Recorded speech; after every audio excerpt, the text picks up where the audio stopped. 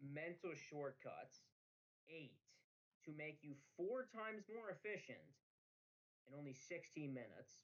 Welcome. This is going to be a very, very, very important video for you. I say that right now. These 8 mental shortcuts have downright changed my entire life, and I am extremely excited to share them with you, honestly.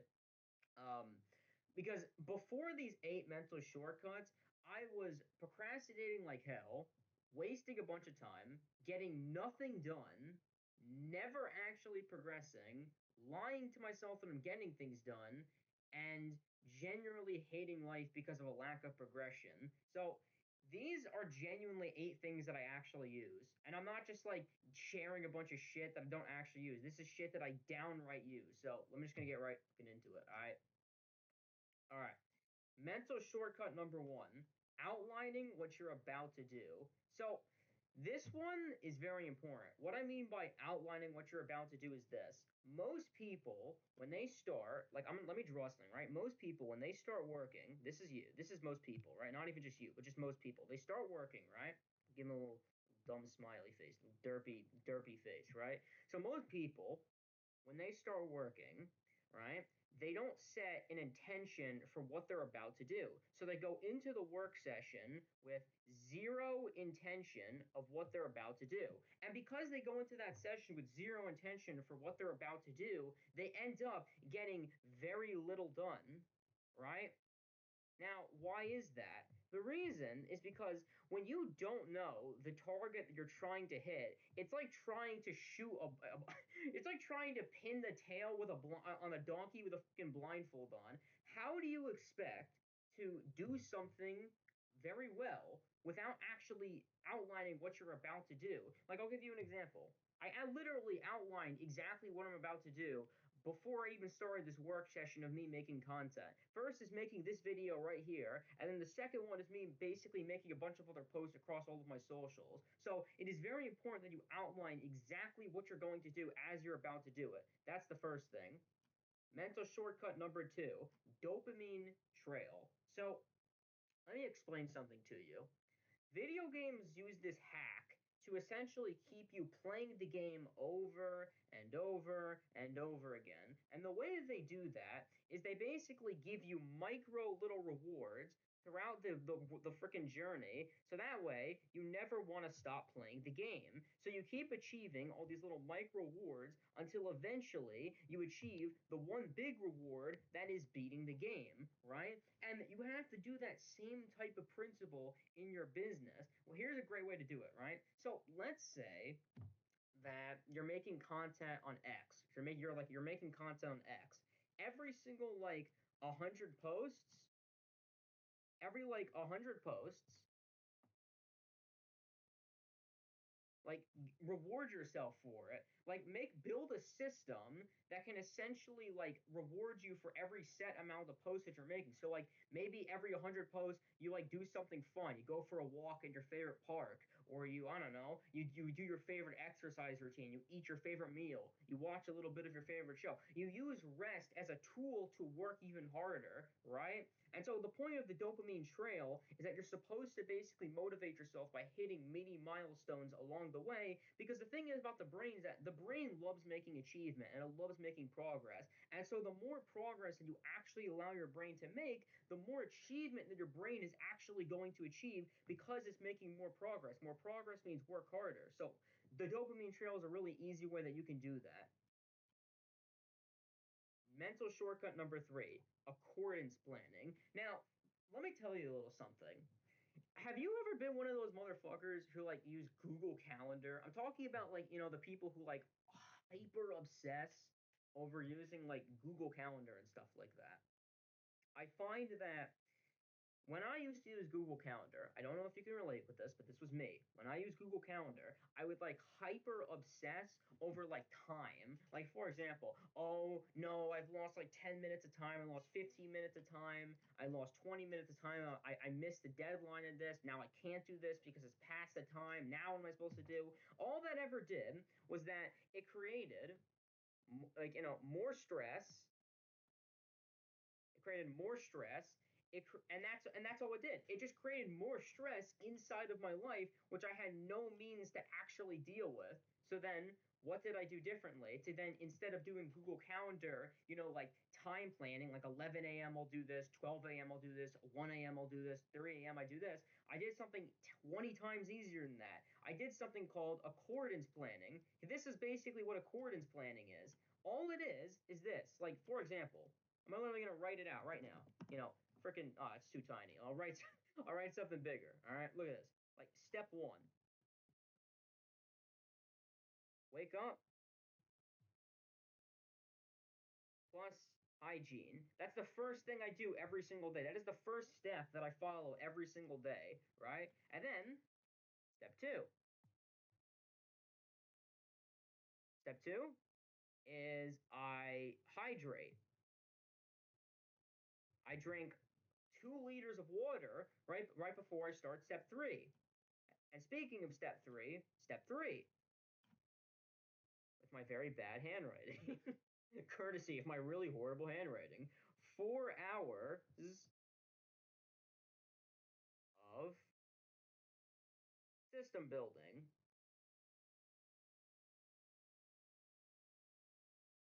I apologize for my really horrible handwriting, but this is what happens when you're really bad at using Draw. In any event, 4 hours of system building, right? I'm just going to put a B to keep it simple. But you see what I mean?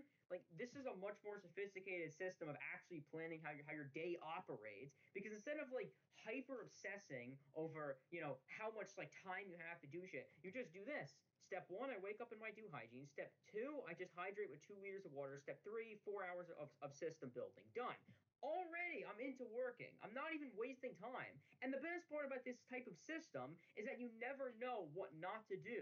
You always know what to do because you always know what's next. That's what's so amazing with this. You always know what's next, so you never have to think, fuck, I don't know what I now have to do. All you literally have to do to know what's next is, okay, what does my coordinates calendar say? My coordinates calendar says I should eat right now, and then after that I need to work out, and then I need to shower, and then I need to work another 4 hours. I know exactly what I need to do at this very second. Right now, literally on my coordinates calendar, it says do 4 hours of content. It literally says it on the damn calendar. So I just always know exactly what I'm doing when it needs to be done. So honestly, one of the best parts of this is accordance planning. That was one of the most important things I've ever discovered in my life. That truly helped me so fucking much. You have no idea. But mental shortcut number 4: progress bars. So back on what I was talking about on mental shortcut number 2, the brain is like a child. And I mean that not in like a literal sense, or obviously not. I mean that in like a general sense. The brain is literally like a little baby. And so every single time that you achieve things, right, and you make progress in your personal life, the brain is naturally evolved to want to spike dopamine because it went through difficulty and hardship and it achieved something. And as a survival response, the brain wants to make you feel good so that way you're able to do more of that hard thing so it can survive, right? It's a survival mechanism. And so what I've realized is that progress and achieving things in your life, based on what the book Actionable Gamification has taught me on this thing called Core Drive 2, which is, by the way, a motivator that people work off of, called Core Drive 2, development, development, give me a minute, there we go, development plus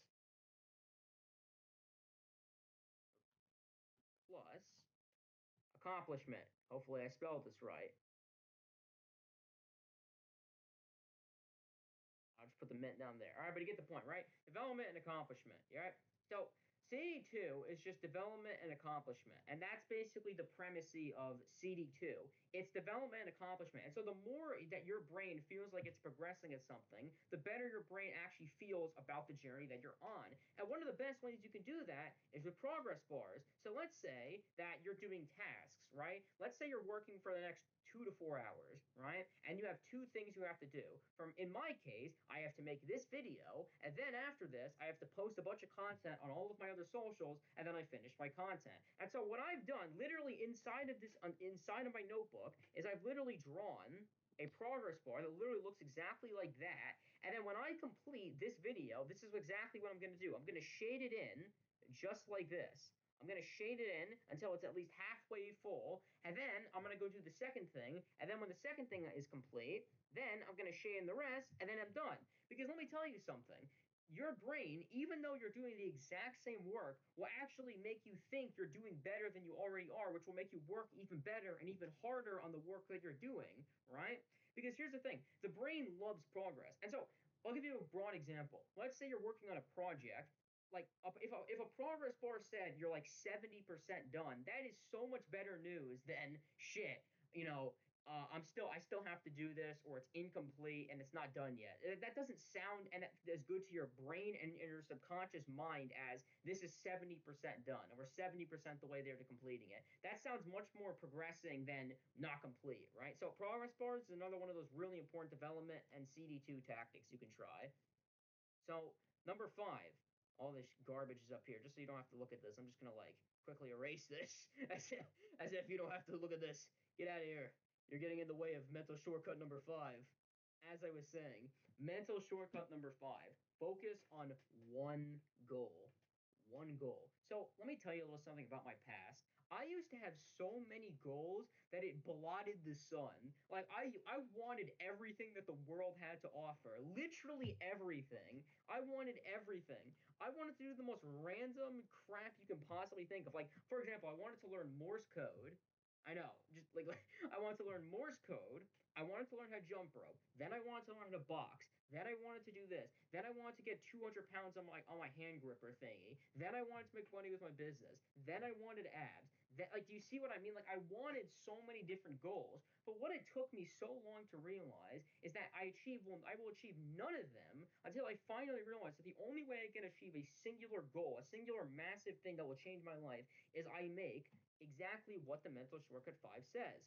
One goal. I focus on one thing. Because the thing that you need to understand is that if you have only one goal that you have to focus on, your brain will use 100% of its capacity to focus on this one goal. It will waste no other energy to focus on any other goal. It will literally focus on that one goal. Like, for example, my current goal right now, I have one goal right now, and that goal is this. I'm trying to master content creation. I'm trying to master content creation, right? And that is my only goal right now. I am only focused right now on mastering content creation. It's my number one priority. It's my number one biggest thing. I think about it every single day. And the thing is that's so powerful about Mental Shortcut 5 is that your subconscious mind will actually also think more about it. So let's say when you go to sleep, when I go to sleep on that very nice bed over there, right? I'm going to have my subconscious mind think of more ideas, so when I wake up, I'm going to have all these ideas on how I can achieve this goal even better, right? So mental shortcut 5 is very important, focusing on one goal. Now, mental shortcut number 6, do anything ever. The number one most important thing that you need to do is build extremely powerful habits. You know, Custody D'Amato, that was Mike Tyson's coach. He once said that the strongest athletes are the people who build the best habits, right?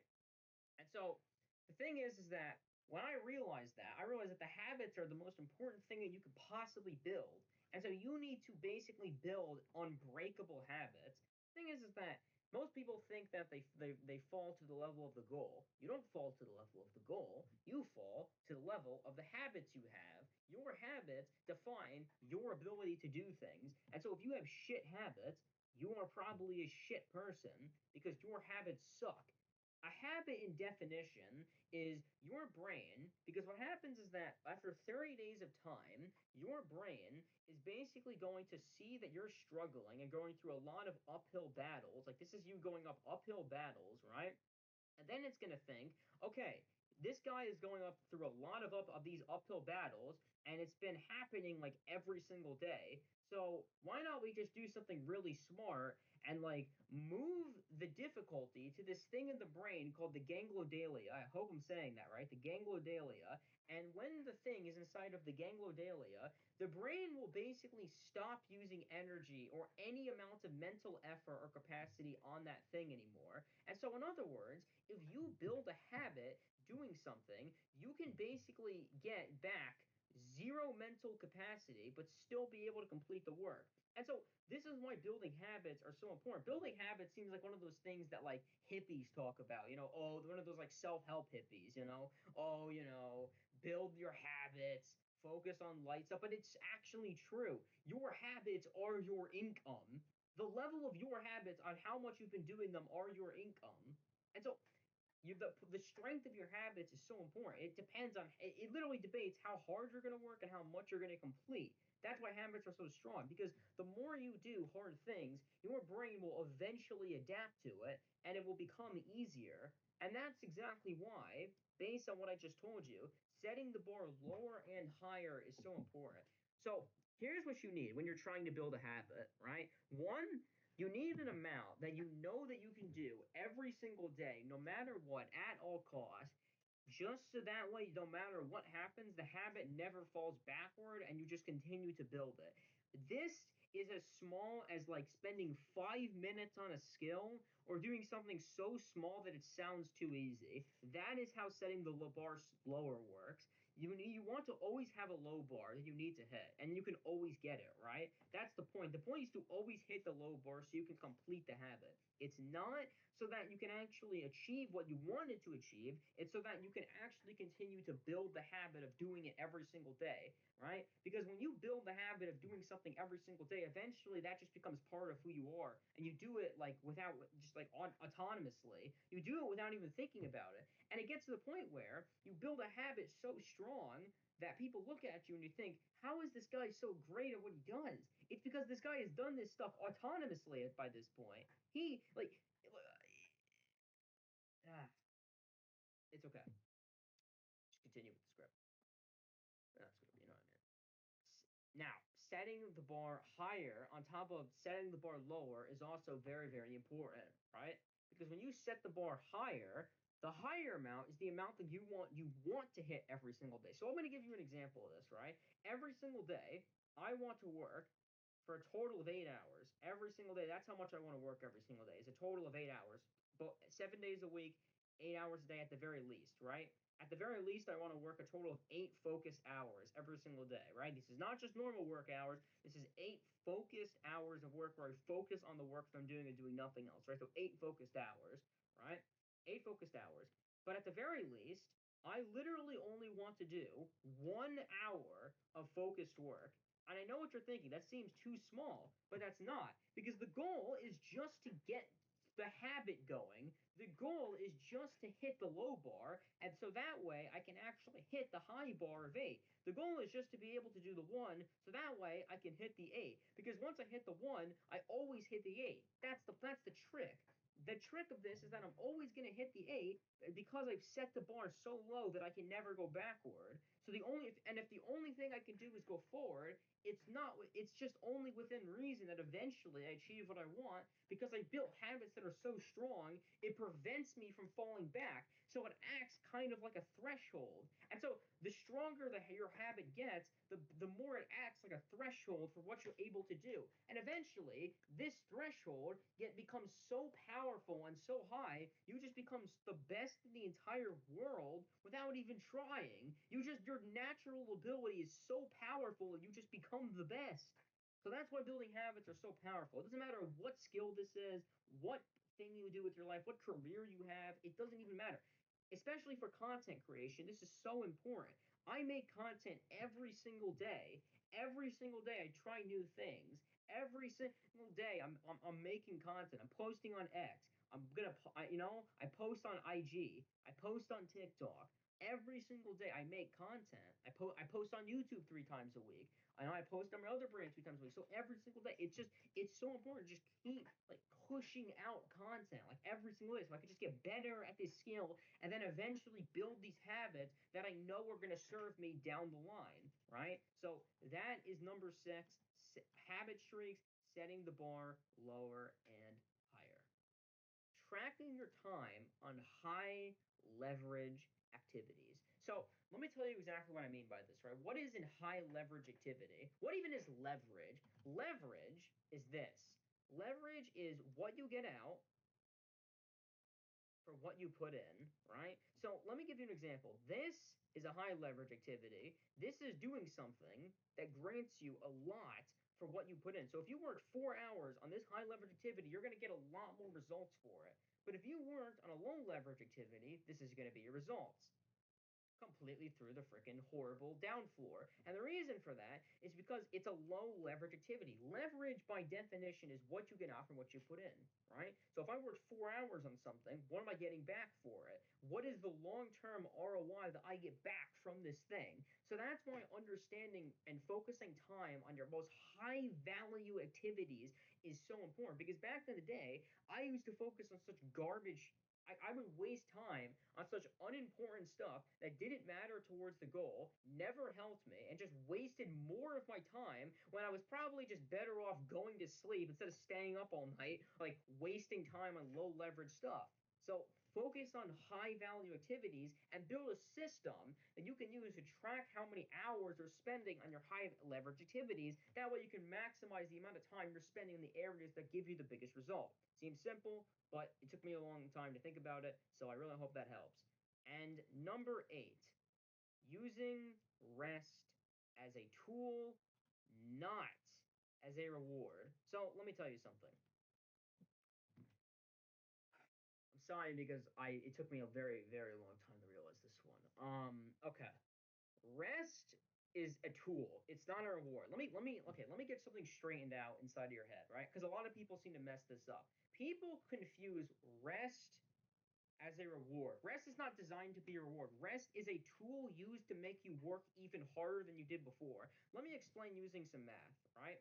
So fundamentally, if you've ever, I'm sure you've heard of the book Cal Newport, Deep Work. I'm sure you've heard of that book, right? Inside of that book, it gives you a very simple framework to work 20 times harder than you ever have in your entire life. And it's this: every single 30 minutes of work, and this is a fact, by the way. I don't care who the hell you think you are. This is literally a proven fact given on most people. Okay, unless you're like a literal madman, this doesn't apply to you. But it applies to a regular old schmuck like me. It probably applies to a regular old schmuck like you, and it probably applies to a lot of the regular old schmucks who are gonna watch me. So follow this, please. Listen.